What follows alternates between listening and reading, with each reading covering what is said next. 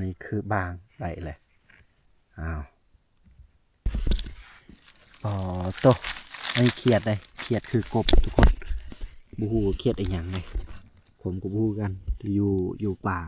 หรือว่ากบป่าวะกับบูฮูคือกันนี่ม้วนตรงจะเหี่ยวนะจะได้อยู่ได้ทุกคนอันนี้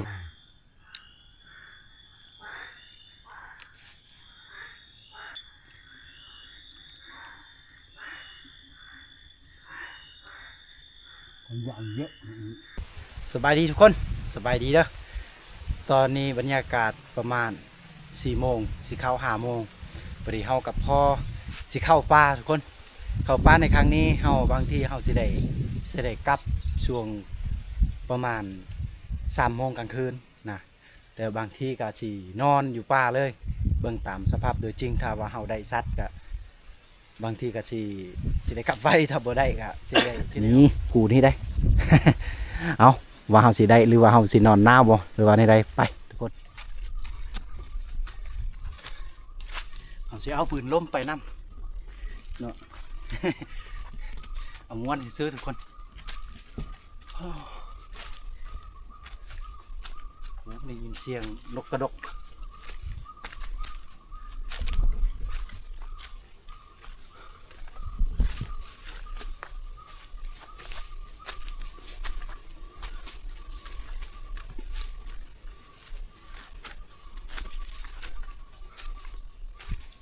ตอนนี้เริ่มมืดเลยค่ะประมาณ5 โมงเลย5 โมงแรงพอดีกองถ่ายเฮามันกันสั่นบ่ได้เลยมันมืดหลายต้องใช้พลังหลายเบือนผูไป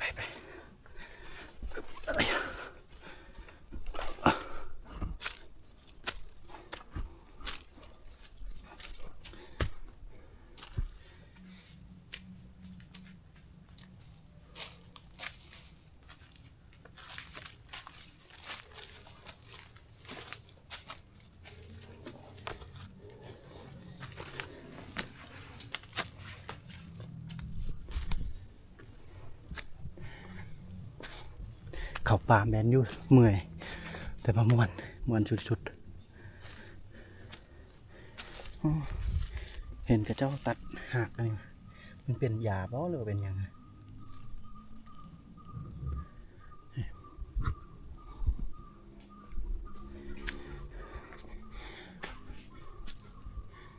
ได้ยินเสียงนกเลยนกกระดกมันอยู่สูงแล้วบ่สามารถที่จะแนมเห็นได้ป่านี่มันตึบนะก็แต่นี่พุ่น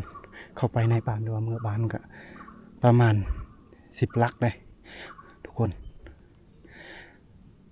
แต่ว่าได้ยินเสียงรถอยู่ใกล้ๆอยู่โอ้นบ้านนะเข้าป่าคมต้องใช้ถุงมือถ้าบอกเขาบูฮูเวลาเอายางล่ะบังเอิญไปจับไม้นี่ไม้นั้นบางทีมันถึกไม้ที่มีพิษเขาก็บ่แน่ใจ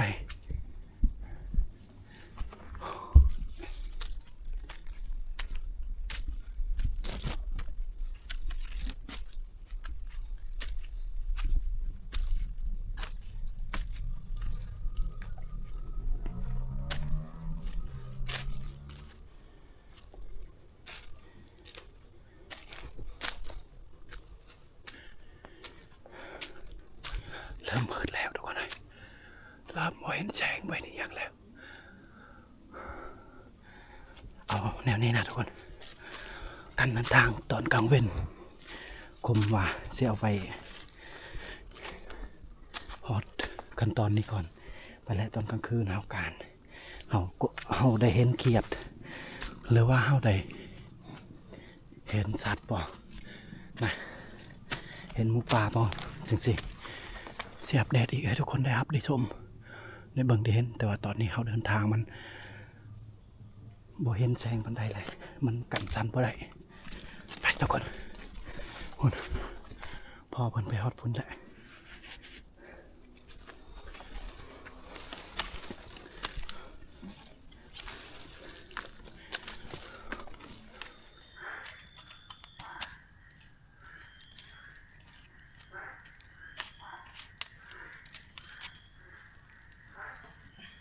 นี่กินเครียดเด้อ ทุกคนกินเครียดนี่แหละ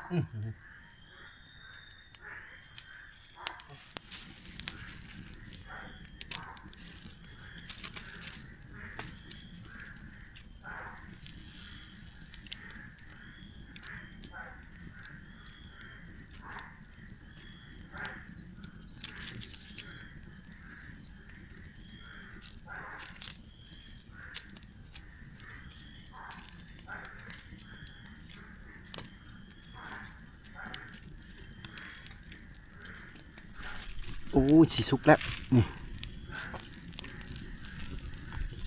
เครียดเฮาการกบการเครียดแหละมื้อนี้นะ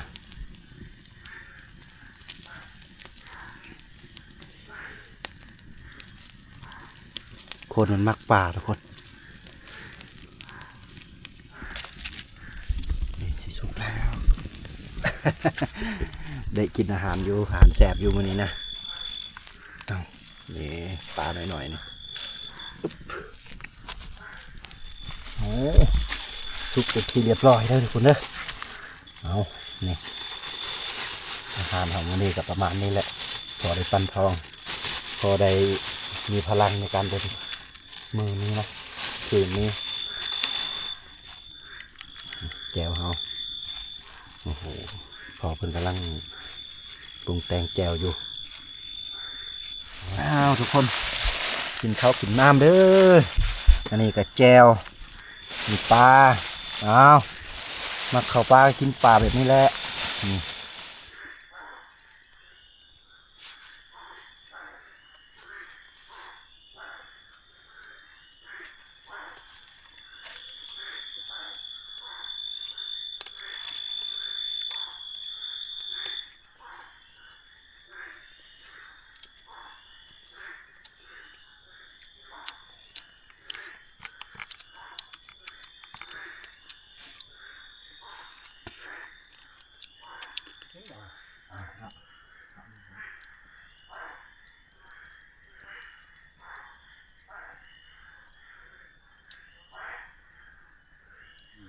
không nghe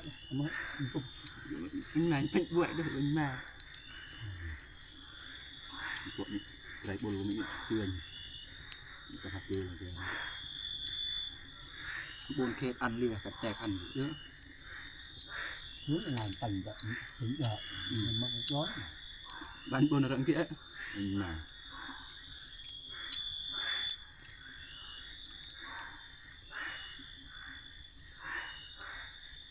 còn dọn dẹp tại cầu lần rồi làm dạ cái hạt tươi mà lâu thì chín có thia thời gian là nữa đấy ăn thia là chín nữa phải riêng đây giờ này bọc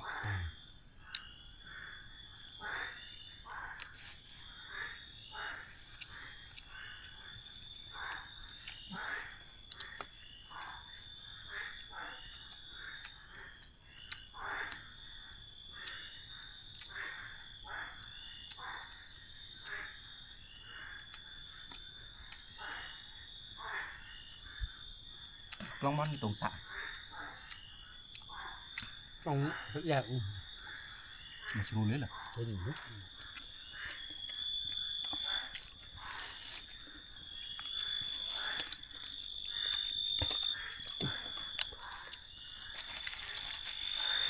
đưa lầu này cái ớn kìa nó làm một cúc lửa mà rồi nào đặt lầu là thầy ngại một lông mà nó ruột ngã của loài mẹt thì nó hơi man char rồi nhưng mà coi một chút đi po ตอนนี้เฮากินข้าวกินน้ำเป็นที่เรียบร้อยแล้วเด้อทุกคนเด้อโดนเติบได้ไฟจนมอดแล้วนี่สีเกียมเก็บเครื่องเก็บของสีเดินต่อนะสีไปการแหละบางทีก็สิพบพอ nhé mới trao đổi được เนี่ย พอถามว่าเฮากินเบิดบ่เข้าอันกินเบิดแล้ว เอาทุกคนได้มีกำลังแล้วบัดนี้นะคือสิบ่หลับบ่นอนเด้สองพ่อลูกเฮาสิเดินไปตามห้วยนี่แล้วก็หลังจากนั้นนะครับก็สิไปพุ่นเลยสิกลับบ้านเลยบัดนี้นะอันอื่นบ่ได้แต่ว่าเครียดนี่ได้อยู่เอามือได้อยู่เดี๋ยวเวลาจับเครียดคมสิอัปเดตให้ทุกคนได้รับได้ชมได้เบิ่งได้เห็นอีกเทื่อนึงตอนนี้เฮาสิเดินทางไปก่อนไปเอาล่ะทุกคนตอนนี้เฮาเดินทางตามเครียดก่อนผลพาเครียดทุกคนเลยผมไปเก็บเครียดก่อน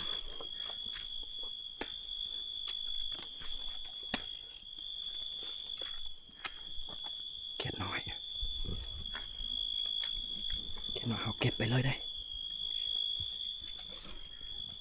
นี่ทุกคน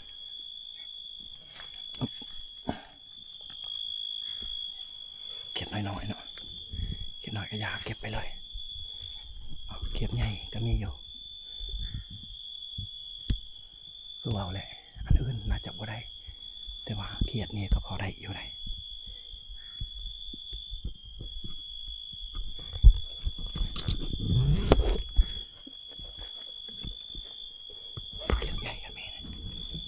เต็มตะเกียบปะนี่ใหญ่ๆเกียบใหญ่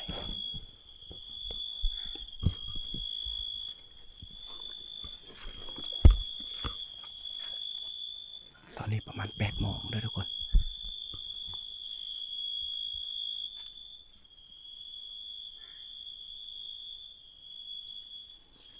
การกลางคืนต้องค่อยๆเพราะเกียบเต็มเลยทุกคนเบิ่งผมไปจับเกียดก่อนพอดีพอเพิ่นได้บางตัวนึงแล้วพอเพิ่นได้บางแล้วทุกคนผมจับเกียดเอาแบบนี้พูดไปแล้วสิจับ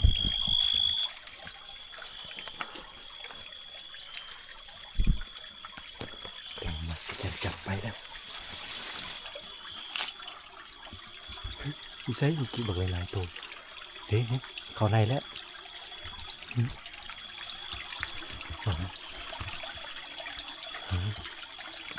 เข้าในไปแล้วทุกคน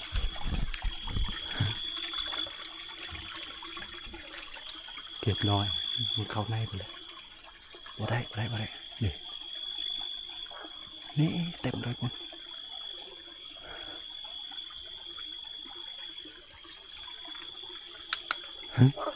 สุดท้ายบ่ได้จากตัวแล้วพอมันได้บางลวดบางน้อยแล้วตัวหนึ่งเรายิงได้ตัวหนึ่งแล้วแต่ว่าคมแมวบ่ได้จ้ะ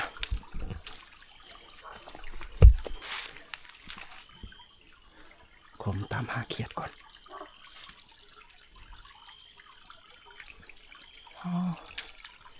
ตอนหาการแต่ไกลคือว่าเห็นงูมันมุดเข้าหูไปเลยตัวนี้ก่อนบ่ได้เลยมันเข้าไปในเลย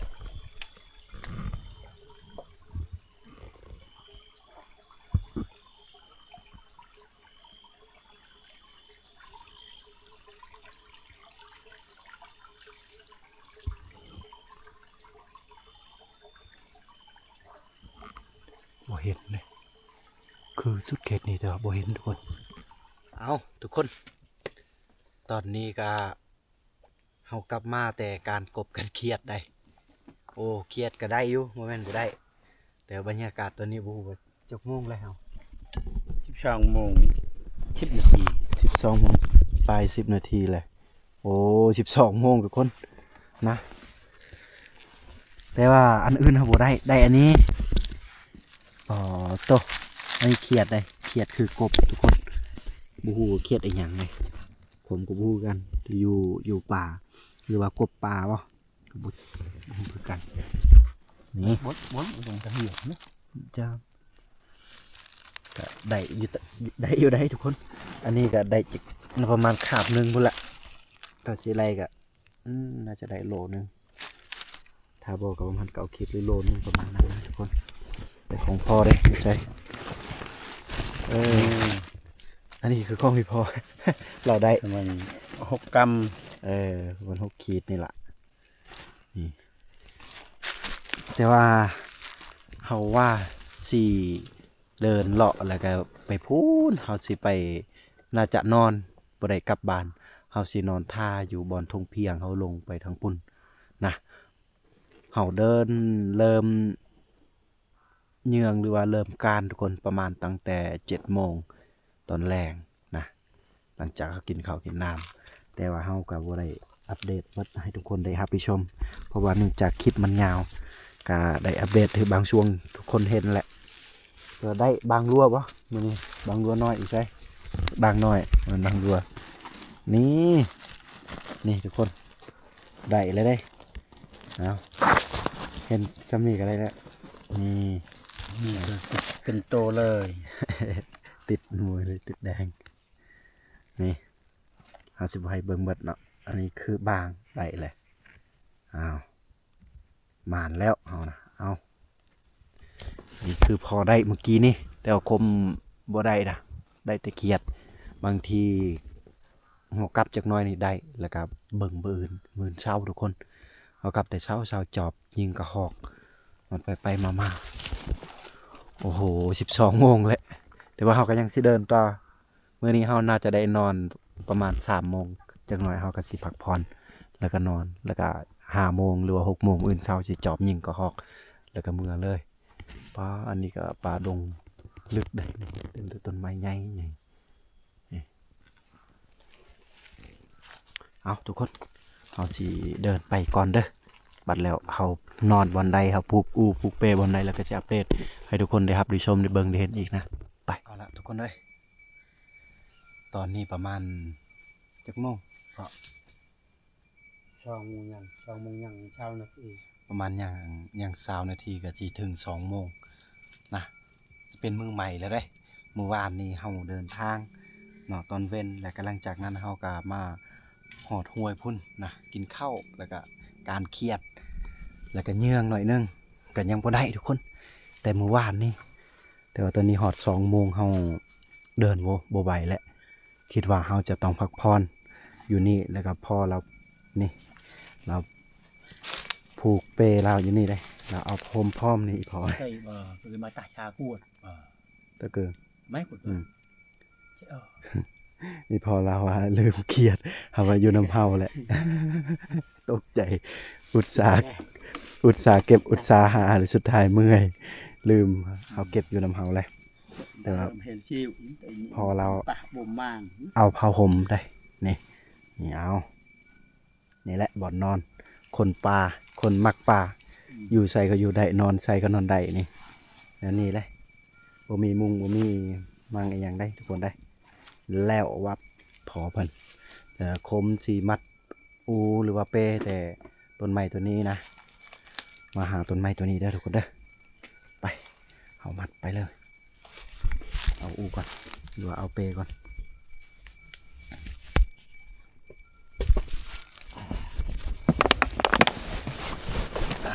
นี่สิมัดอยู่ที่นี่พี่ก่อนได้มันมี2 กรณีทุกคนที่เฮาบ่อยากกลับ1ก็เมื่อยแน่อันที่2ก็เฮาอยากยิงมืออื่นนะจอบยิงกระหอกกินต้นบ่แม่นกินต้นไม้เลยกินหมากไม้แต่ว่ามื้อนี้บ่ได้เทื่อบ่ได้จักโตก็ได้แต่ตัวเดียวได้บางน้อยนะเลาะเบิดมือเลยแต่ว่าบ่ได้รอท่าเบิ่งแจงจักหน่อยแล้วก็สีเลาะอีกบางทีเฮาม่านแต่ว่าตอนนี้ก็ม่านอยู่หรอกเฮาได้เครียดแล้วก็ได้บ้างเนี่ยสำนักก็ถือว่าว่างเลยมันหมานแล้วเอาผูกเปก่อนได้ผูกจึงสีเลยได้มันง่ายๆได้ทุกคนได้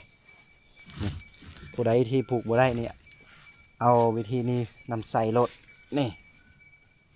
สอดเขาใส่ไปสิประมาณนี้เรียบร้อย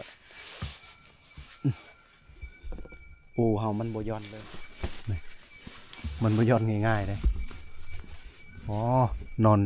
ใกล้กับต้นไม้ใหญ่ดิเป็นยังก็เป็นเลย มันเมื่อยแฮะ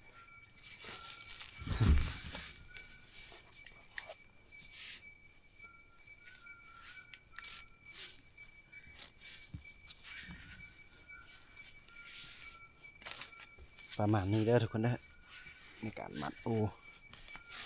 ง่ายอยู่เอาเทคนิคนี้ไปนำไปใส่รถนะจักสิเห็นหรือบอกกล้องกันเลยเอาเลย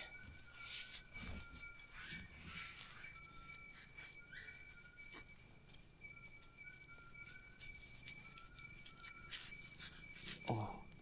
บรรยากาศตอนกลางคืนก็ประมาณนี้แล้วบัดนี้ทุกคนบ่มีคำว่าเสือกย่อนนี่กระเป๋าเฮาปะอยู่นี่เอาหมดเอากับวางปะอยู่นี่นะ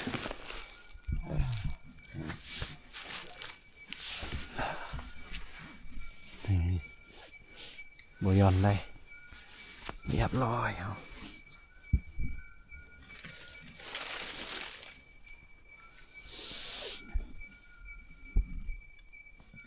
เอาทุกคนสำหรับคลิปนี้ก็ขอกุณนายก่อนนะเอาสิพักผ่อนก่อนเด้อเอานี่ปลูกอูเฮา ประมาณนี้แหละนอนกับใกล้ๆกับต้นไม้ใหญ่โอ้โหบางทีมืออื่นสิมีนกใหญ่มาลิ้นอยู่ต้นไม้นี่ก็มีได้โอกาส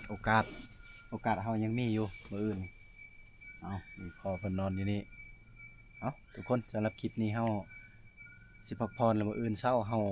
เบิ่งก่อนว่าเฮาได้อีหยังแน่หรือว่าบ่ได้บ่ก็ว่ากันไปสำหรับคลิปนี้ก็มื้อนี้ก็บ่ได้อีหยังก็ได้แต่บางตัวหนึงแล้วก็เครียดแน่ก็ยิ่งหลายนัดอยู่แล้วก็ได้เจอสัตว์ก็มีแต่บ้างเนาะแต่ว่าเฮาบ่ได้บันทึกให้ทุกคนได้รับได้ชมได้เบิ่งเห็นนะเอาทุกคนบ๊ายบายทุกคน